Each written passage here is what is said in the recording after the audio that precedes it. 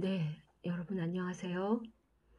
네, 동양철학 두 번째 시간을 준비했습니다. 첫 번째 시간은 어, 첫 번째라 이런 걸 또 하기가 좀 낯설어서인지 마무리가 좀 그랬고요. 오늘 두 번째 시간 한번 가져볼까 합니다. 음, 어디서부터 출발해야 될까?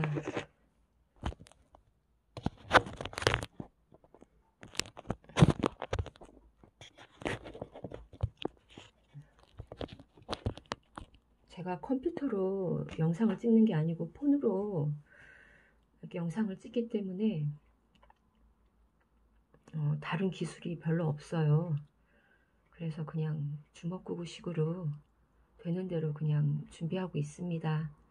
나중에 뭐 영상에 도움되는 것들 배울 기회가 있으면 한번 배워보고 싶습니다. 음, 그러니까 오늘의 주제 토론이 인간의 본성은 선한가 악한가를 따져보는 맹자의 성선설과 순자의 성악설로 한번 시작해보고자 합니다. 뭔가 화두를 던져야 우리가 거기에 대한 깊이 있는 생각을 한번 해보게 되거든요. 단순히 인간의 본성은 선한가? 악한가? 너 선하다고 생각하니? 아니, 너는 악하다고 그럼 생각하는 거야? 왜? 왜가 이제 그 다음에 생각을 불러 일으키는 거죠. 그건 아주 중요한 일입니다. 거기에 대해서 한번 생각해 봐서 악하지만 우린 이렇게 하는 게 어떤가라는 어떤 그런 게 또 있을 수 있고, 선하지만 때로는 이럴 수 있으니까 우리는 그 선한 본성을 지키기 위해 어떻게 해야 한다, 뭐 그런 나름의 생각이라는 것들이 그 이후에 또 정립이 되는 거거든요. 그래서 우선은 나 혼자 생각하기보다는 물론 혼자서도 터득할 수는 있죠. 음, 그거를 생이지지라고도 말하고 있어요. 태어나면서부터 아는 사람, 그런 사람을 생이지지자라고 하죠. 어, 내 마음이 불편한 거죠. 어떤 일을 하면 내 마음이 너무 불편해서 선택을 그쪽으로 하지 않는 거예요. 힘들지만 이쪽 방향을 선택하면서 내 마음이 떳떳하고자 하는 마음인 거죠. 그러면서 내 마음속의 호연지기에 대한 기상을 더 드넓게 세우는 사람입니다. 그거를 정말 용기 있는 사람이라고 논어에서 말하고 있어요. 자, 한번 논어 얘기는 아니고요. 제가 자꾸 말을 3000% 빠지는 때가 있어요. 사고의 확장이라고 생각하고 여러분도 그냥 이렇게 따라와 주셨으면 좋겠습니다. 자, 우선 맹자가 말한 성선설은 무엇인가? 그거를 먼저 알아보겠습니다. 맹자가 말한 성선설은 인간의 이제 처음부터 성선설을 말한 건 아니고요. 고자라고 하는 사람이 있었어요. 그래서 고자라는 사상가죠. 그 시대에 그 전국 시대에는 사상가들이 많이 나왔잖아요. 그래서 인간의 본성은 선도 없고 악도 없다. 그렇게 말하니까 여러 논쟁을 통해서 맹자가 이제 증명을 하면서 뭐 이렇게 토론을 한 거죠. 그러면서 성선설이 수립되게 된 겁니다. 고자가 내세운 이론은 뭐 식욕과 색욕, 뭐 그런 생리적 욕망 그런 것들을 얘기를 한 거예요. 거기에서 선하거나 악하다거나 뭐 그런 걸 찾기에는 힘들다. 그렇게 말했던 거고요. 반면에 맹자는 생리적 본성을 본성으로 보지 않았어요. 그냥 인간만이 가지고 있는 그 독특한 인의만을 본성으로 간주했어요. 인의가 뭔가요? 인의는 인의예지를 줄여서 한 말이거든요. 여러분 살면서 인의예지라는 말 들어보셨죠? 그거를 하나하나 공부를 해야 해요. 그냥 우리가 인의예지 하니까 그냥 그런 게 있나 보다 하면 안 돼요. 이는 무엇이고 의는 무엇이고 얘는 무엇이고 지는 무엇인가, 그거를 확실하게 안다면 우리가 사고를 좁게 하지 않고 넓게 할 수 있다는 거예요. 공부의 시작은 그런 겁니다. 어떤 것에 대한 개념을 확실히 하면 그 개념에서 파생되는 걸로 적용해 볼 수 있고, 그 개념에서 또 다른 개념이 또 생겨나면서 이렇게 넓어지는 거거든요. 그래서 하나하나, 낱말 하나하나가 중요합니다. 그렇다고 맹자가 생리적 욕망 같은 걸 아주 무시한 것은 아니에요. 그냥 그런 점은 적다. 아주 근소하다. 뭐 그런 걸 얘기한 거죠. 그리고 인간과 동물을 구별했다는 거예요. 인간이면 누구나 다 가지고 있다. 그 가지고 있는 그 착한 본성, 그런 거를 우리가 안다. 그 본성을 가지고 우리에게 주어진 본성을 가지고 인간의 노력을 가미해서 그것을 확충해 나가라. 그렇게 말한 거죠. 맹자께서 그 악의 원인을 자포자기라고 또 말씀을 하셨어요. 그 자포자기에서 찾을 수 있는데, 자기를 포기하는 거죠. 자기를 버려버리는 거죠. 그 자기의 어떤 그 뜻을, 내가 옳다고 여기는 어떤 뜻을 굳건하게 지켜나가야 되는데, 어떠한 어려움이 있어도 굳건하게 지켜나가야 되는데 그거를 포기해버린 거죠. 어렵고 힘드니까. 왜 우리가 꼬이는 운이 한 번씩 오잖아요. 올해 신축년도 대부분 이렇게 좀 힘든 운이거든요. 그때 어려움이 이렇게 겹겹으로 온 사람들이 있더라고요. 작은 어떤 불똥이 튀어가지고 그게 어떤 송사로 이어지는 사람도 있었고, 거기에 엎친 데 덮친 격으로 뭐 자녀가 사고를 당하거나 뭐 재산을 잃거나, 아니면 부모님이 아파서 병원에 급히 입원해야 되는데 돈이 없거나, 힘든 해가 올해였어요. 그럴 때 여러분, 자포자기가 될까요? 안 될까요? 우린 자포자기가 되지 않기 위해서 참 무서워하죠. 그래서 미리 대비하기 위해서 그 불안한 마음을 좀 감소시키기 위해서 저축도 하고 검소하게 살고, 그리고 자녀 교육도 열심히 시키는 거잖아요. 모든 건 다 연관관계가 있습니다. 그쵸? 그 인의예지의 마음이 어떤 마음일까요? 인간의 마음속에 갖추어져 있다고 했잖아요.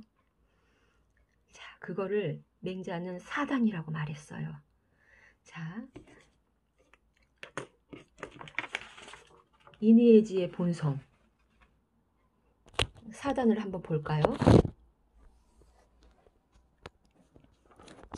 저는 컴퓨터로 이렇게 하지 못하고 노트북이 고장이 났어요. 자, 맹자의 사단서를 한번 보겠습니다. 맨 처음에 측은지심이에요. 그 다음에 수오지심입니다.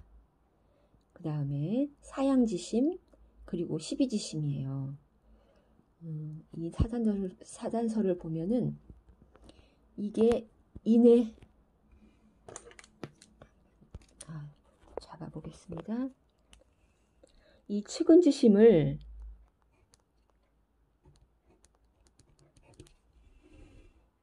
인의 근원으로 봤고요. 이 수오지심입니다. 악이 아니고 오로 발음되는 겁니다. 수오지, 부끄러워하는 거죠. 얘를 한번,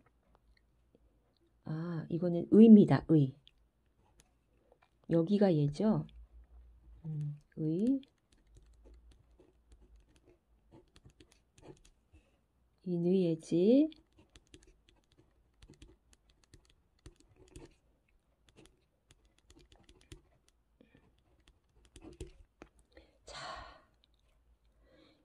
자, 인의예지의 근원이 바로 여기에서 찾아볼 수 있다는 거예요. 여기에서. 자, 이는 측은지심에서 찾아볼 수 있다는 거죠. 그거는 하나의 단서라는 겁니다. 실말이라는 거죠. 자, 측은지심의 예를 맹자는 무엇으로 들었느냐? 그 우물 속에 빠지는 아이를 예로 들었어요. 어린아이가 기어가서 그 우물에 빠지려고 합니다. 막 기어가고 있어요. 그러면 하면서 붙잡는 거. 그러면 안 되겠다 하고서 붙잡는 그 사람의 마음. 그 사람의 마음이 뭐 남한테 착하다는 소리를 듣기 위해서인가? 아니면 그 아이의 부모에게 고맙다는 어떤 말을 듣고 싶어서, 평판을 좋게 받고 싶어서 그렇게 하는 것인가? 그런 계산이 없다라는 거예요. 당장 그런 모습을 보고 하고서 잡는 거는 그 아이가 빠져들려고 하는 그거를 미연에 방지하는 그 마음은 불쌍히 여기는 측은한 마음에서 발생한다는 거예요. 착한 마음에서 나도 모르게 부지불식간에 일어나는 행동이라는 거죠. 저렇게 하면 사고가 일어날 텐데 그런 생각들이 내 마음속에 자리 잡았기 때문에 그러면 안 되겠다라고 용감하게 가서 붙잡은 거죠. 그것을 인의 단서라고 맹자께서는 말씀하셨습니다. 이 의는 무엇일까요?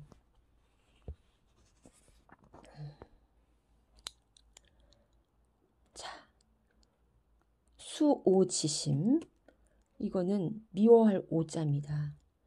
어떤 인간의 잘못된 행동들을 보고서 미워하는 거죠. 그러니까 나의 잘못된 행동, 이거는 중요합니다. 나와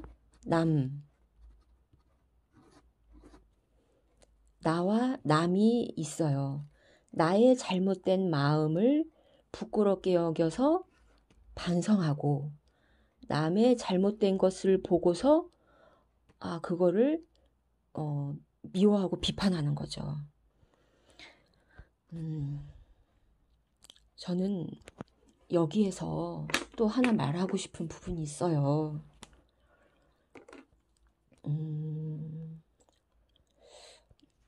너무 이제 시간이 길어질까봐 걱정되긴 하지만 한번 얘기해 보겠습니다.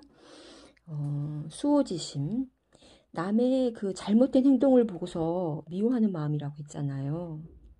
요즘 이런 심리가 굉장히 많이 증폭돼 있어요. 사회적으로. 나부터 돌아봐야 한다. 항상 내가 먼저다라고 여기면서 나의 마음부터 남의 잘못된 거 보기 전에 나의 추함부터 살펴라. 그런 말들이 있었잖아요. 근데 어디 그런 말들을 요즘 애들이 듣나요? 그런 소리도 별로 들어보지 못하고 컸을 거예요, 아마. 시대의 변화가 많이 경제적으로 흘러갔잖아요. 그래서 부모도 바쁘고 같이 밥 먹을 시간도 없더라고요, 요즘은. 그리고 더 얘기하면 안 될 것 같고, 이게 남의 잘못된 것들을 보고서 굉장히 미워하는 마음이 너무 증폭되면 어떻게 될까요? 너무 미워하겠죠. 그냥 비판하고 그렇게 말해주고 이렇게 충고를 해주는 거죠. 너 그러지 마라. 내가 보기엔 이건 이거 같다.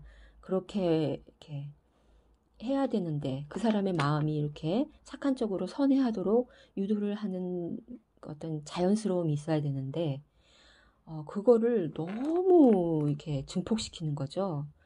그래서 그 사람을 끊어버린다거나 그러니까 관계를 끊는 거죠. 그리고 그거를 남한테 가서 흉을 본다거나 그걸로 인해 그 사람의 어떤 좋은 면까지 다 덮어버리고 나쁜 면 그 하나만을 가지고 그 사람을 잘못 평가한다거나 그러한 과오들을 저지를 수 있다는 거죠. 제가 시경에서 시경은 공자님이 그 여러 나라의 풍속적인 어떤 좋은 시들, 귀감이 되는 좋은 어떤 시들을 그 모아가지고 편찬한 경전입니다. 공자님이 지었으니까 경이거든요. 성인이니까요. 자, 봅시다. 그건 뭔가요? 시경 주남편에 이 글이 실려 있어요. 이거는 뭐뭐 하되 라고 해석을 하면 됩니다. 즐거워하되, 락이 부름이죠. 락이 부름. 즐거워하되 너무 지나치게, 음탕할 음이거든요. 음탕하지 말아야 한다. 즐거워하되 음탕하지 말아야 된다는 게 아니고요. 직역을 하지 말고 우리는 의역을 해야 되거든요. 경우에 맞게, 상황에 맞게 그렇게 의역을 해야 되는데 너무 기뻐하고 즐거워하되 정도를 지나치지 말아라. 그런 의미입니다. 어떤 이런 중의 마음이 있는 거죠. 치우치지 않는 거죠. 너무 넘어서지 않는 거죠. 과유불급이라고 하죠. 지나친 거는 모자란만 못하다. 그리고 저기 A불상이라고 있어요. 그러니까 슬퍼하는 거예요. 부모님이 돌아가셨거나 뭐 아내가 죽었거나 뭐 자식이 죽었거나 뭐 그런 식으로 슬픔이 너무 과도한 거예요. 그런데 그거를 상하게 하지 말아라. 슬퍼하되 너무 지나치게 몸을 상하게 하면서까지 그러지 말아라. 그런 말이거든요. 사실 시경 주남편은 제가 알기로 왕이 어떤 어떤 첩을 두는 거, 자기를 버리고 다른 여자를 택하는 그런 거를 보고서 그 여자가 너무 슬퍼서 그거를 시로 읊었던 그런 내용이었던 것 같은데 제가 찾아보진 않고요. 옛날에 읽었던 어떤 단편적인 기억입니다. 거기서 사고를 확장하면 우리가 이렇게도 쓸 수 있다는 거예요. 왜 우리는 기쁘면 기뻤지, 슬프면 슬펐지, 그걸 남한테 피해주는 거 아니지 않느냐. 하지만 자기한테 피해주잖아요. 그죠? 즐거워하되 너무 지나치게 정도를 지나치게 하면 어떻게 될까요? 남한테 시기질투심을 불러일으킬 수 있어요.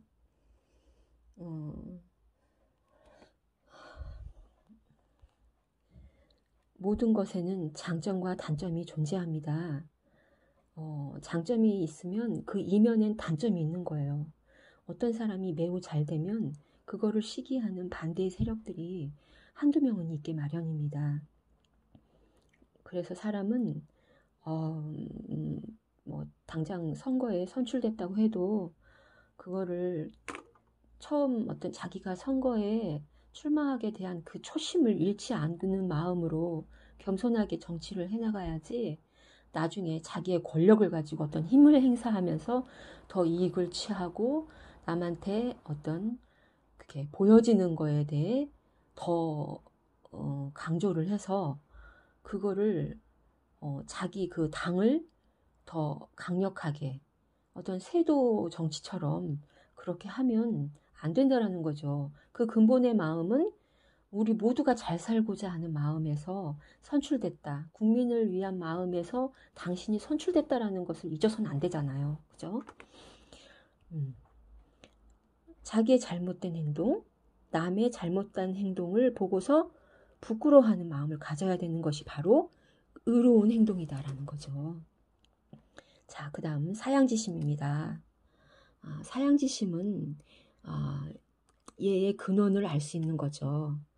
자, 우리가 어떤 일을, 그러니까 겸양된 마음, 양보하는 마음, 내가 좀 더 갖고 있으면 내가 그리고 어떤 영화 티켓이 뭐 2개 더 있으면 그거를 어차피 쓸 수 없는 한 장은 남한테 준다거나 뭐 그런 것도 될 수 있겠죠. 뭐 그리고 노인이 버스를 타면 그 불편한 다리, 통증이 느끼는 다리를 쉬게 해주기 위해서 젊은 자기는 좀 일어나고 피곤하더라도 일어나고 노인을 앉히는 그런 마음이 다 이렇게 예의 단서라는 거죠.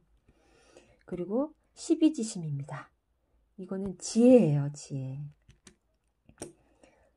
이건 옳고 그름을 옳은지 그른지 분별하는 마음이거든요. 이거는 지혜의 덕목에 그냥 들어갈 뿐입니다. 이게 옳은지 그른지 해야 될지 말아야 될지를 우리가 아는 거죠. 자, 우리가 이 맹자께서 말씀하신 성선설의 이 사단을 지금 당장 들었잖아요. 이거를 듣고서 나 혼자 생각할 수 없는 부분이었잖아요.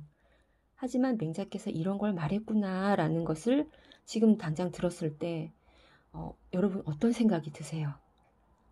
아, 내가 전에 어떤 착한 마음을 발동했었지. 아, 내가 살면서 이러한 경우를 접했었던 경우가 있었었지. 이런 것들이 이렇게 하나씩 떠오르지 않으세요? 그러면서 어떤 마음이 들까요? 우리는 치우치게 돼 있어요. 마음이 그래요. 어떤 치우침일까요? 물론 상황에 따라 달라질 수는 있을 거예요. 사람이 뭐 배가 고프면 남의 담을 넘는다고 하잖아요. 너무 배가 고파서. 법도 너무 강력하면 안 되듯이 그때는 측은지심을 조금 이렇게 발동시켜서 좀 베풀면 좋겠죠. 나의 작은 노력이 남에게 조금의 이익이 돼서 남의 잘못을 조금 내려가게 할 수 있는 어떤 단서가 도움이 될 수 있다면 나의 수고를 아끼지 않는 거죠. 이건 저 살면서 많이 느꼈어요. 제가 서울하고 이렇게 대전을 오가면서 짐을 많이 이렇게 실어 나르는 일들을 했었거든요. 2년 전에. 그땐 정말 제가 갖고 다니는 카트에 무거운 짐들이 많았어요.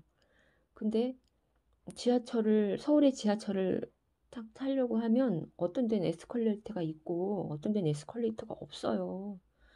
근데 제가 에스컬레이터가 없는 계단에서 한숨을 푹 쉰 적이 있어요. 이 무거운 걸 어떻게 계단을 갖고 내려가나 그런 생각이 있었던 거죠.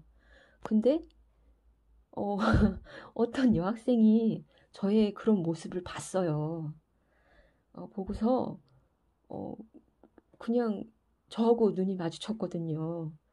그러더니 갑자기 그 여학생이 저에게 달려오는 거예요. 어, 제 딸아이보다 좀 나이가 더 몇 살 많아 보이는 아이였는데 대학생 같았어요. 그러더니 자기가 같이 들어주는 거예요. 정말 너무 감격스러웠어요. 그게 바로 자기도 모르게 내 눈빛을 보면서 내 마음을 읽고 자기가 도울 수 있는 부분이다라는 것을 느끼고 용감하게 그거를 못 본 척하지 않고 달려와 줬어요. 그 예쁜 마음이잖아요. 어떤 집의 자손인지 정말 복 받을 거고, 정말 예쁜 누구의 며느리가 될 거고, 또 누구의 엄마가 될 충분한 자질을 가진 여학생이었어요. 자, 그런 것들이 있죠. 자, 여러분.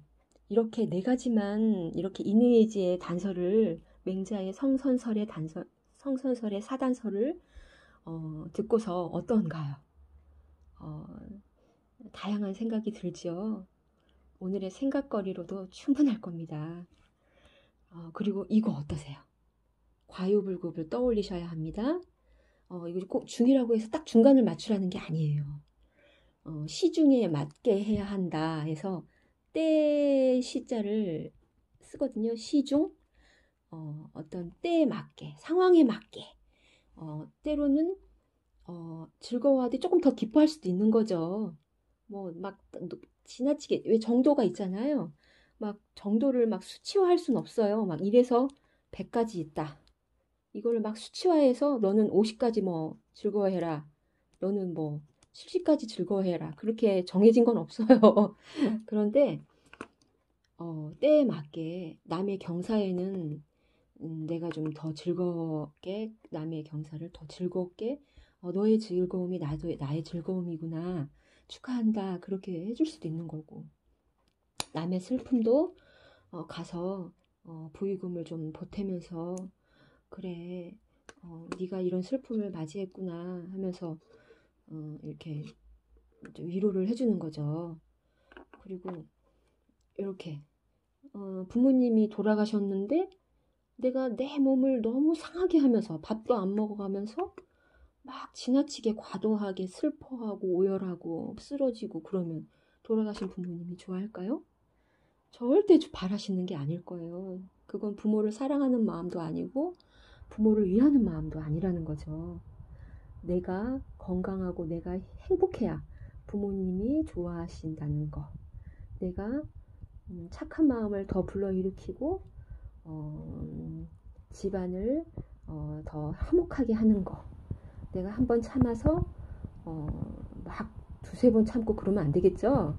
내가 한번 참아서 어떤 그게 좋은 파장으로 이어진다면 한번 양보할 수도 있는 거.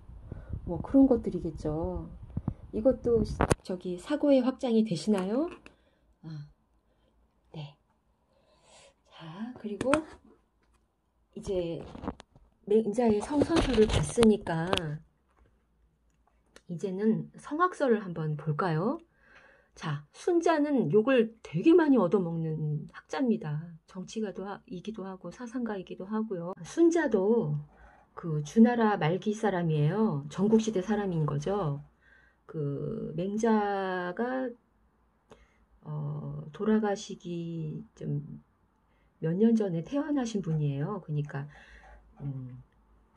맹자의 뒤를 이었다고 하기는 그렇고 그냥 유학을 공부한 집대성한 사람이에요. 이 사람은 유학을 정말 선진사상, 그러니까 선진사상이라고 하면은 그 진나라, 그 천하통일을 이룬 진나라 아시죠? 그 진나라 이전의 학문, 그거를 집대성한 사람이에요. 공부를 엄청 한 거죠. 유학에 대해서 모르는 게 없는 사람이라고 할 수 있습니다. 그럼에도 불구하고 이 순자는 왜 성악설을 말했던 걸까요? 그거는